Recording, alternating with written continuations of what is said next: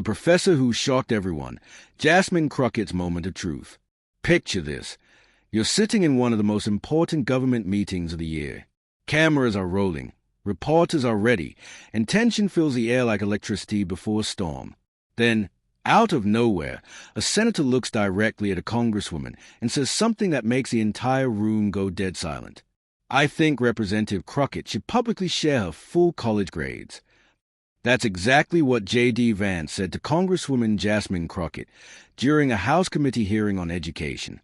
His voice was calm, calculated, like he'd been planning this moment for weeks.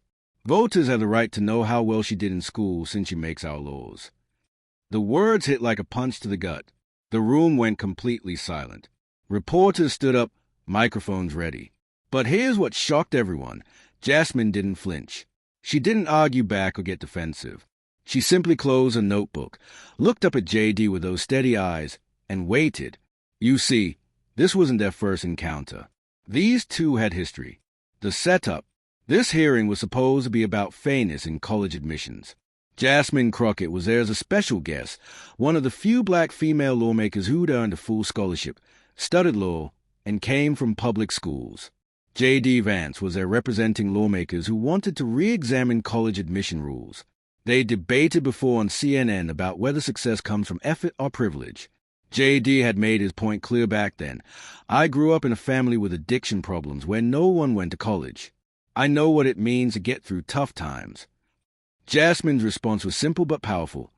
I grew up in a place where tough times weren't just a situation. They were the normal way of life. But I never used that to ask for sympathy. That difference defined them. J.D. used his past to prove he deserved his success. Jasmine refused to use her past to get pity. The attack. So when J.D. walked into that hearing room, adjusting his blue tie with a confident smile, everyone could feel the tension. He didn't waste time with pleasantries. I believe in education, he began, but I don't believe success can be given out based on race or gender. When we change admission rules just to have more diversity, we lower quality. A few people nodded in agreement. Conservative voices in the room were already leaning his way. When it was Jasmine's turn, she spoke slowly and deliberately. I don't represent a race. I represent the truth. And the truth is, many people like me have had to work twice as hard just to be seen as normal. But here's where things got interesting. While they were talking, someone in the front row whispered, "Where did she go to law school?" A reporter quickly searched online and went quiet when he discovered that Jasmine had been a top student at the University of Texas School of Law. She'd won a National Essay Prize on constitutional conflicts and civil rights.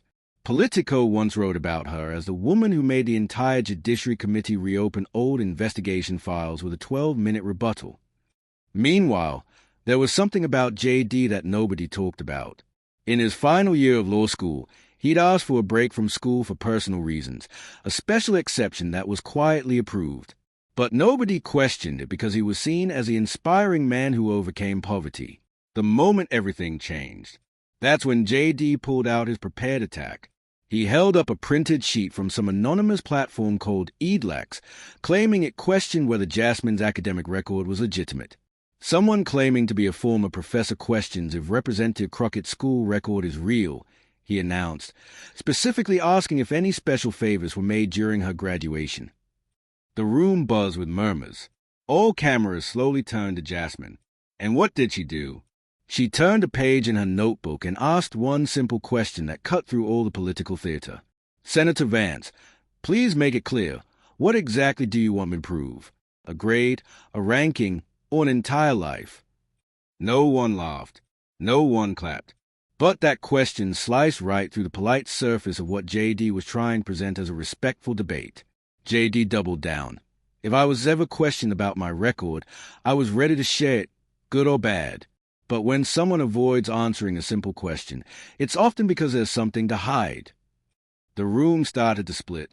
Some people nodded, thinking he had a point. Others weren't so sure. Then something unexpected happened. A young first-year law student stood up from the audience, his voice shaky but determined. "Excuse me, I didn't plan to speak, but if being a good student is a rule for making good laws, then why are there people with impressive degrees passing unfair laws?" The room went dead silent. That one question from a college kid completely shattered JD's momentum, because it wasn't aimed just at him. It was aimed at the entire premise of his attack. The professor arrives. Just when the tension couldn't get any higher, a government clerk walked up to the chairwoman and whispered something. Her face changed from neutral to stunned. "We've just been informed that an unregistered guest is asked to speak as an additional witness," she announced. Professor William Hart, former Dean of Law at the University of Texas. J.D. froze. Jasmine closed her eyes, not to hide anything, but as if she'd known this moment would come. From the back of the room, a tall man with silver hair slowly walked forward. He carried a stack of documents and leaned on an old carved wooden cane. His voice was deep and clear enough that everyone listened without needing a microphone. "I apologize for not signing up in advance," Professor Hart said, "but I'm here as someone who has taught both main figures in today's discussion, Senator Vance and Representative Crockett."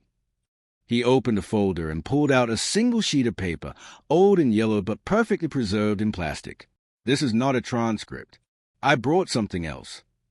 He held it up. A copy of Jasmine Crockett's final paper, "Equal under law, unequal in practice, a legal fracture." Winner of Best Legal Essay 2013, Federal Civil Rights category. The room was silent as he continued. "This essay was written while Jasmine's mother was in the hospital in the final days of her life. I was the one who approved her request for more time, but she turned it down. She told me, if I can't write this while I'm in pain, then what's the point of writing law at all?" A quiet sob broke from somewhere in the room. J.D. looked down at the table, saying nothing. The truth revealed. But Professor Hart wasn't finished. He turned directly to J.D. "I taught you too, Senator Vance. I wrote the letter that allowed you to come back to the program after your family difficulties." He paused. "I don't regret that, but I say this now not to make anyone look bad, but to bring fairness back to someone who has been quiet for too long." Then came the words that changed everything. "I taught both of you, but only one of you ever used hardship as a reason to delay. And that person was not Jasmine." No one breathed. That sentence needed no defense, no explanation. It cut clean through the room, drawing a line not between right and wrong, but between success earned and success simply talked about. Professor Hart placed the essay on the hearing table, nodded gently to Jasmine, and started to leave. But he turned back one more time. "In the spring semester of 2008, J.D. Vance sent me a long email asking to put off all his exams due to what he called mild depression from family pressure. I agreed. I even offered to write a letter supporting him taking a full semester off." He pulled out another document. "And this is Jasmine Crockett's request from around the same time. Her mother was undergoing a third round of chemotherapy. She didn't ask to put off her paper. She only asked to turn it in on the day of the exam instead of before the deadline. When she handed it in, her eyes were bloodshot, but she never mentioned her mother." The shift in the room's energy was immediate and powerful. People who had been nodding with J.D. earlier now leaned back in their seats, quiet and rethinking everything. The aftermath. No one clapped when Professor Hart finished. The moment was too serious, too heavy with truth. J.D. remained seated, his hands clasped tightly, no longer able to hold his neutral expression. For the first time that day, he looked down, defeated. Jasmine still sat quietly. When Professor Hart walked past her, she stood and bowed her head slightly, not in thanks, but in acknowledgement. She understood that some people don't need to defend themselves with words, because when the truth is strong enough, someone will always rise to speak for it. As people slowly left the hearing room, Jasmine packed away her notebook without making any statement, any closing remarks. What needed to be said had been said, and what didn't need to be said had been held back at exactly the right moment. The real victory. Days later, when a reporter caught Jasmine leaving a meeting and asked, "Do you think you won?" she paused, smiled slightly, and said something that perfectly captured the entire moment. "I wasn't there to win. I was there so someone could learn what they needed to." Within hours, a short video of Professor Hart's statement went viral, 3.2 million views in 12 hours. The internet exploded with hashtags and discussions about who truly deserves success. But perhaps the most powerful reaction came from the students who watched it happen. One high school student wrote, "Today I learned something. Wisdom doesn't shout. It just needs the right person to tell it at the right time." The lesson. Here's what makes this story so powerful. Jasmine Crockett didn't win by arguing louder or fighting back harder. She won by staying quiet and letting the truth speak for itself. She knew something that many of us forget. Sometimes the most powerful thing you can do is trust that the right person will show up at the right moment to tell the truth.